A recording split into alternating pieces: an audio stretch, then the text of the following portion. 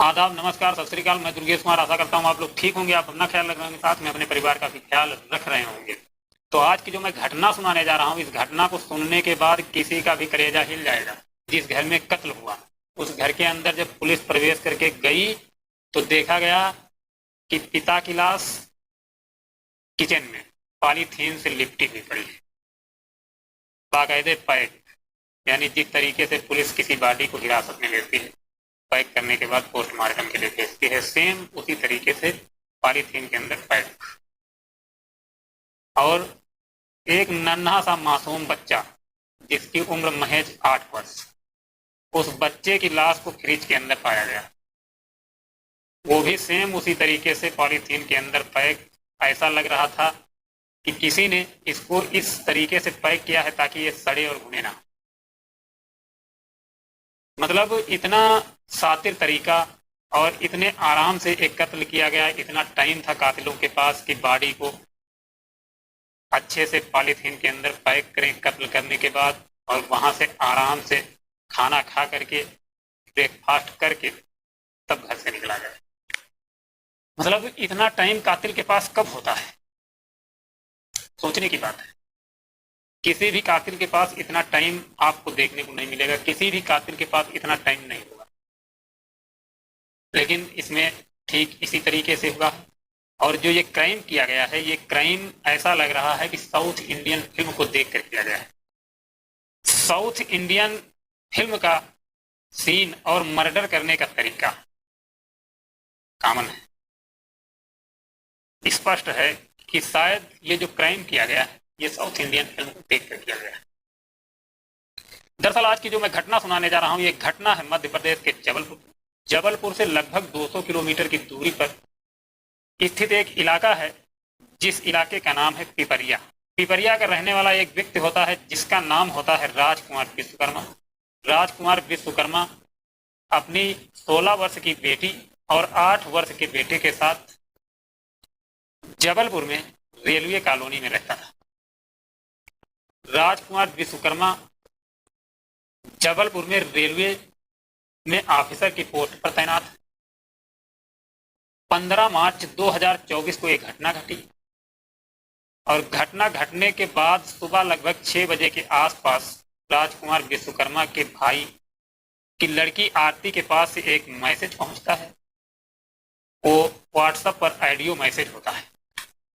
उस मैसेज में राजकुमार विश्वकर्मा की 16 वर्षीय लड़की बोल रही है, वो कह रही है कि हमारे पिता राजकुमार विश्वकर्मा और हमारे छोटे से मासूम भाई, उसका कत्ल हो गया है। सुबह के 6 बजे होते हैं, तारीख होती है 15 मार्च 2024। जब ये बात पिपरिया पहुंचती है तो वो लड़की अपने परिवार को बताती है, अपने पिता से बताती है, यानी राजकुमार विश्वकर्मा के भाई से बताती है। तो राजकुमार विश्वकर्मा के भाई अपने जानने और पहचानने वाले लोगों के पास फोन करके कहता है कि हमारे घर पर जाइए और देखिए कि हमारे भाई साहब क्या कर रहे हैं। तो रिलेटिव लोग जो होते हैं, जो जान पहचान वाले लोग होते हैं, जो जबलपुर में रहते हैं, जानने पहचानने वाले लोग, वहां पर पहुंचते हैं, दरवाजा खटखटाते हैं, आवाज लगाते हैं, लेकिन कोई रिस्पॉन्स नहीं आता है। जब कोई रिस्पॉन्स नहीं मिलता है तो वापस वो लोग फिर पिपरिया के लिए फोन घुमा देते हैं राजकुमार विश्वकर्मा के भाई के पास। अब जब राजकुमार विश्वकर्मा के भाई के पास फोन पहुंचता है, फोन पहुंचने के बाद राजकुमार विश्वकर्मा के भाई कहते हैं कि आप लोग अब विलंब मत कीजिए, हम अभी वहां पर पहुंच रहे हैं, तुरंत आप लोग पुलिस को सूचित कीजिए, मौके पर पुलिस बुलाइए और पता लगाइए कि आखिर मामला क्या है। जिस तरीके से राजकुमार विश्वकर्मा के भाई बताते हैं, उसी तरीके से वो रिलेटिव लोग करते हैं, पुलिस को सूचित करते हैं, मौके पर पुलिस पहुंचती है। जब पुलिस पहुंचती है तो फैसला ये होता है कि दरवाजा तोड़ना पड़ेगा। पुलिस चश्मदीदों के सामने दरवाजा तोड़ देती है, अंदर घुसती है तो पूरे घर को खंगाला जाता है। पूरे घर में कहीं कुछ नहीं मिलता है, लेकिन किचन में जब पुलिस पहुंचती है तो देखती है कि पॉलीथीन के अंदर एक बॉडी लिपटी हुई और बहुत ही अच्छे तरीके से पैक है। उस पैक पॉलीथीन को जब खोला जाता है तो उसमें देखा जाता है कि राजकुमार विश्वकर्मा की बॉडी को पुलिस हिरासत में लेती है। पुनः फिर से पूरे घर को, पूरे जो भी घर में सामान था, जो चीजें थी, सभी चीजों को देखा जाता है, खंगाला जाता है, लेकिन कुछ भी ऐसा नहीं मिलता है। अब पुलिस को थोड़ा परेशानी होने लगती है कि बेटा गायब है, बेटी गायब है, राजकुमार विश्वकर्मा की बॉडी यहाँ पर पड़ी है। तो पुलिस को थोड़ा कष्ट होता है, थोड़ा पुलिस की बेचैनी बढ़ जाती है। और पुलिस की जब बेचैनी बढ़ जाती है तो एक बार फिर से कहा जाता है, जो टीम होती है पुलिस की, एक बार फिर कहा जाता है कि पूरी तरीके से घर की तलाशी एक बार फिर ली जाए। जब फिर से तलाशी ली जाती है तो देखा जाता है कि जो फ्रिज का हैंडल है, हैंडल के ऊपर कुछ रेड कलर का लगा हुआ है। जब बारीकी से देखा जाता है तो पता चलता है ये ब्लड है। फ्रिज खोला जाता है, फ्रिज के अंदर देखा जाता है सेम तरीका वही है, बॉडी पॉलीथीन के अंदर लिपटी हुई मासूम से नन्हे से बच्चे की, जो महज 8 वर्ष का है। उस बच्चे की जब बॉडी को देखा जाता है तो पुलिस दहशत में आ जाती है। जो लोग देखते हैं तो एक चीखें निकालने वाला दृश्य था। उस दृश्य को देखने के बाद ऐसा लग रहा था कि किसी बेदर्द इंसान ने, किसी बेरहम इंसान ने ये मामूली से नन्हे से बच्चे को मौत दी। आखिर इस मासूम से बच्चे का जुर्म क्या हो सकता है? चलो अगर दुश्मनी थी पिता से तो पिता को मौत के घाट उतार दिया, लेकिन एक मासूम बच्चा जिसकी महज 8 वर्ष उम्र है, उसकी क्या गलती थी, उसका क्या कसूर था जिसको मौत के घाट उतार दिया गया? पुलिस थोड़ा असमंजस में पड़ जाती है। अब पुलिस सोचने पर मजबूर हो जाती है कि आखिर कातिल है तो कौन है। पुलिस एक फैसला लेती है कि जो भी रेलवे कॉलोनी के अंदर सीसीटीवी कैमरे लगे हुए हैं, उन कैमरों को खंगाला जाए। जब सीसीटीवी कैमरों को खंगाला जाता है तो सीसीटीवी कैमरे में पता चलता है। अब पुलिस की बेचैनी और ज्यादा इसलिए बढ़ जाती है क्योंकि बेटी गायब थी। तो पुलिस को ऐसा लगता है बेटी मुसीबत में है, शायद उसके साथ जो लोग हैं वो जुर्म भी कर रहे होंगे और शायद उसे भी उन लोगों ने मौत के घाट उतार दिया होगा, या फिर वो लोग मौत के घाट उसे उतारने वाले होंगे। पुलिस की शंका इसमें ज्यादा बढ़ जाती है, ज्यादा बेचैनी बढ़ जाती है। उसको पुलिस बचाने की कोशिश करती है। आनन फानन में सीसीटीवी कैमरे को खंगाला जाता है। तो जब सीसीटीवी कैमरे खंगाले जाते हैं तो सच्चाई जो सामने आती है उसको देखकर लोग चौंक जाते हैं। सीसीटीवी कैमरे में देखा जाता है कि रात्रि के लगभग 2 से 2:30 बजे के आसपास एक व्यक्ति घर के अंदर प्रवेश करता है। सामने से दरवाजा लॉक था तो पीछे के दरवाजे से प्रवेश करता है, घर के अंदर जाता है और वो व्यक्ति 12 बजे तक घर के बाहर नहीं निकलता है। दोपहर के 12 बजे तक कोई भी सदस्य उस घर का दोपहर के 12 बजे तक बाहर निकलता है। पुलिस देखकर दंग रह जाती है कि ये क्या है कि घर के अंदर 2 बजे के आसपास रात्रि में कोई व्यक्ति सुबह के टाइम प्रवेश करता है और 12 बज जाते हैं, बाहर ही नहीं निकलता है। फिर अचानक दिखता है कि एक व्यक्ति उस घर से निकलता है, उसी पीछे वाले दरवाजे से, पीछे वाले दरवाजे से निकलता है और निकलने के बाद वहां से चला जाता है। थोड़ी देर बाद वही व्यक्ति एक रेड कलर की स्कूटी से कॉलोनी के गेट के बाहर जाते हुए, बहुत तेजी से वो व्यक्ति कॉलोनी का गेट क्रॉस कर जाता है। जब गेट क्रॉस कर जाता है बस उसी से लगभग 2.5 से 3 मिनट बाद एक लड़की पीछे से प्रवेश करती है पैदल। उस लड़की को पुलिस देखती है तो जो घर के सदस्य थे उससे कहती है कि देखिए, चेक कीजिए क्या ये वही लड़की है। तो घर के लोग पहचान लेते हैं कि हाँ ये तो वही लड़की है, हमारे भाई की 16 वर्षीय लड़की है। अब पुलिस का डाउट क्लियर हो जाता है कि हो ना हो कातिल यही है, क्योंकि इस तरीके से जा रही है जैसे कुछ हुआ ही नहीं, बहुत ही आराम से, और जिस डायरेक्शन में वो स्कूटी गई थी उसी डायरेक्शन में वो लड़की भी चली गई। फिर पुलिस सोचती है कि क्यों ना इन कातिलों को पता लगाया जाए, जल्द से जल्द इन कातिलों को हिरासत में लिया जाए, नहीं तो ये बहुत दूर निकल जाए। पुलिस पहुंचती है रेलवे स्टेशन। रेलवे स्टेशन का नाम है मदन महल। जबलपुर का रेलवे स्टेशन है Madan Mahal railway station. Railway station की पार्किंग का कैमरा सबसे पहले खंगाला जाता है, क्योंकि पुलिस को डाउट था कि ये लोग गए होंगे तो शायद ट्रेन से गए होंगे और अगर ट्रेन से गए होंगे तो सबसे पहले पार्किंग में पहुंचे होंगे, गाड़ी को पार्क किया होगा, तभी ये लोग ट्रेन में बैठे होंगे। सबसे पहले जब सीसीटीवी कैमरा खंगाला जाता है तो वहां पर देखता है कि वो जो लड़की पैदल कॉलोनी से निकली थी, वही लड़की अब गाड़ी में बैठकर, उसी गाड़ी पर बैठकर आराम से पार्किंग के अंदर गई है, और पार्किंग में जब पहुंची है तो गाड़ी से वो लड़की उतर लेती है, और वो जो लड़का था, उस लड़के को उस कैमरे में देखा जाता है कि वो लड़का आराम से पार्किंग के अंदर गाड़ी पार्क कर देता है।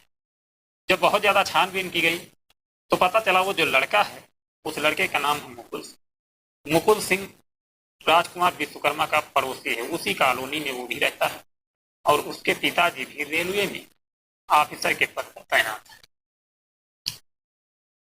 जब घर वालों से पूछा जाता है तो घर वाले कहते हैं कि वही 12 बजे के आसपास हमारा लड़का घर के अंदर प्रवेश किया था, हम लोगों ने देखा था, हम लोगों से बातचीत की, उसके बाद उसने स्कूटी उठाई और ना जाने कहाँ चला गया। हम लोग भी फोन लगा रहे हैं लेकिन उसका फोन नहीं लग रहा, स्विच ऑफ कर रहा है।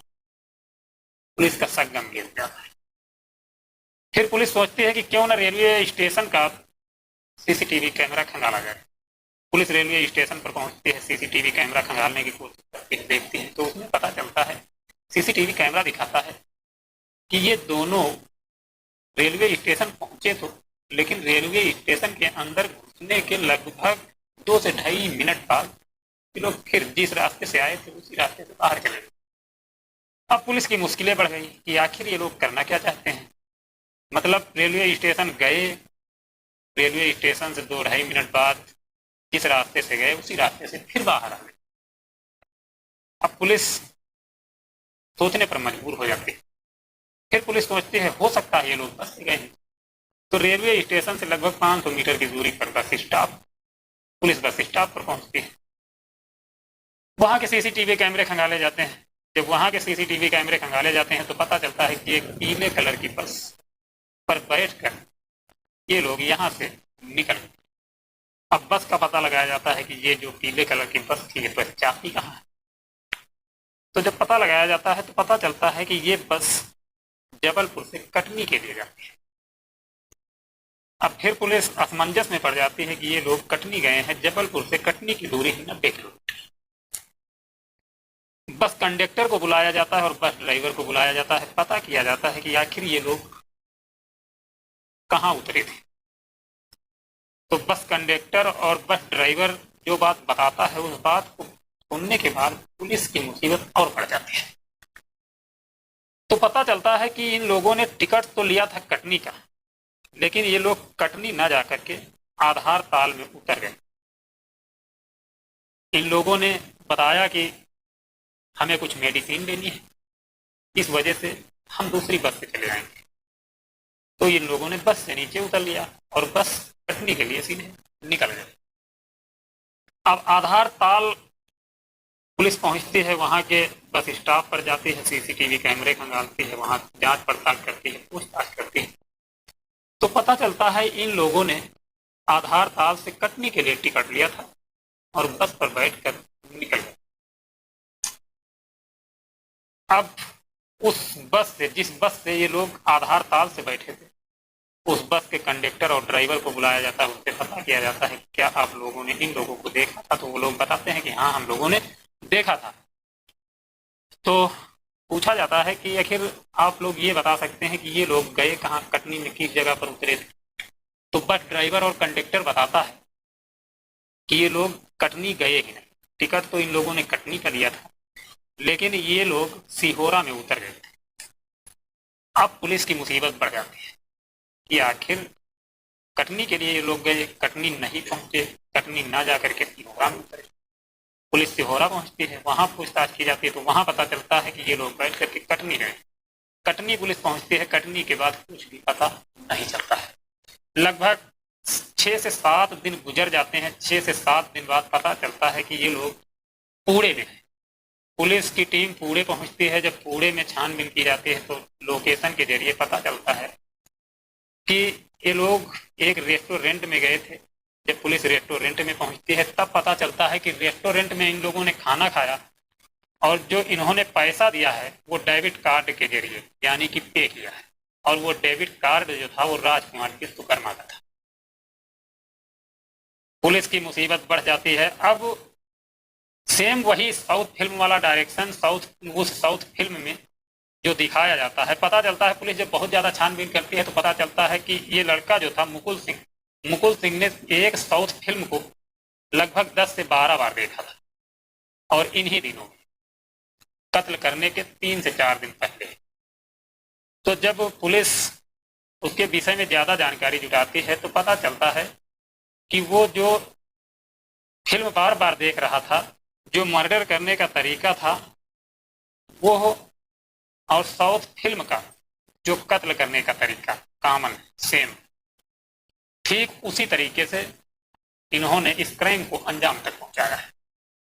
और जिस तरीके से पुलिस से लुक्का छिपी का खेल उस फिल्म में किया जाता है, सेम उसी तरीके से ये लोग लुका छिपी का खेल कर रहे हैं। इसी वजह से पुलिस उन्हें पकड़ नहीं पा रही। अब इस फिल्म का नाम हम आपको बताना नहीं चाहेंगे, क्योंकि जो तरीका इन्होंने अपनाया है फिल्म को देखकर, हम नहीं चाहते हैं कि कोई और ऐसा तरीका अपनाए।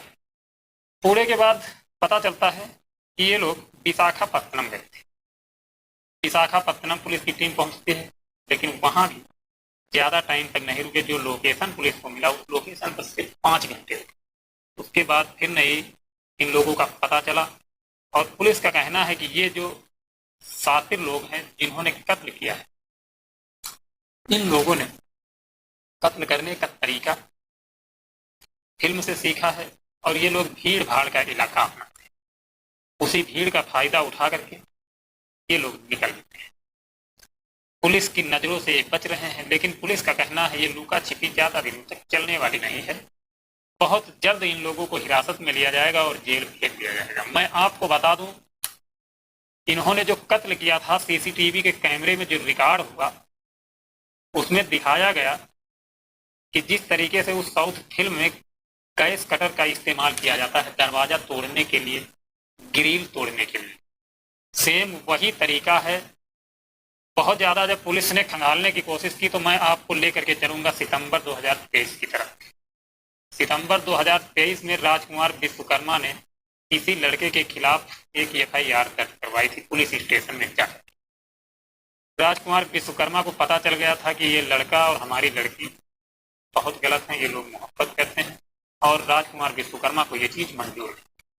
उन्होंने एफआईआर दर्ज करवाई थी। उन्होंने एफआईआर में दर्ज किया था कि हमारी लड़की के साथ ये छेड़खानी करता है, छेड़ता है हमारी लड़की को, और शायद इसने लड़की के साथ जबरदस्ती करने की कोशिश की और लड़की के साथ बलात्कार करने की भी इसने कोशिश की।